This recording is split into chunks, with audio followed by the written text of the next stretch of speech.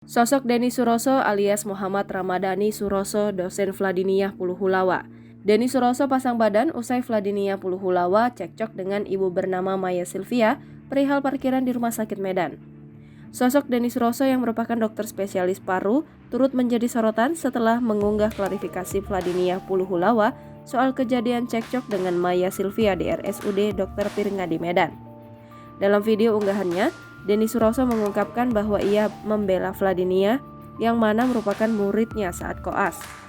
Hal ini tak lepas setelah mendengar kronologi lengkap versi anak didiknya dan tukang parkir di rumah sakit tersebut.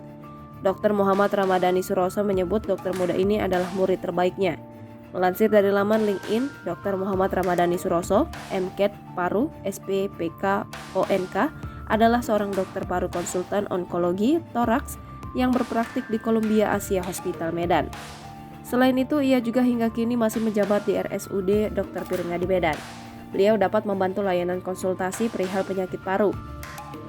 Dr. Muhammad Ramadhani Suroso, MCAT Paru, SPPK, ONK, menamatkan pendidikan spesialis paru di Universitas Sumatera Utara. Ia juga terhimpun dalam organisasi Perhimpunan Dokter Paru Indonesia.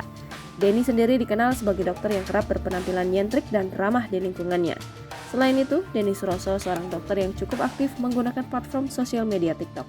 Di setiap kontennya, sang dokter kerap membagikan seputar penyakit pulmonologi yang berisi kegiatan pasien koas atau PPDS. Sehingga dia menyebut dirinya sebagai dosen TikTok seperti yang tertulis di bio akun TikToknya.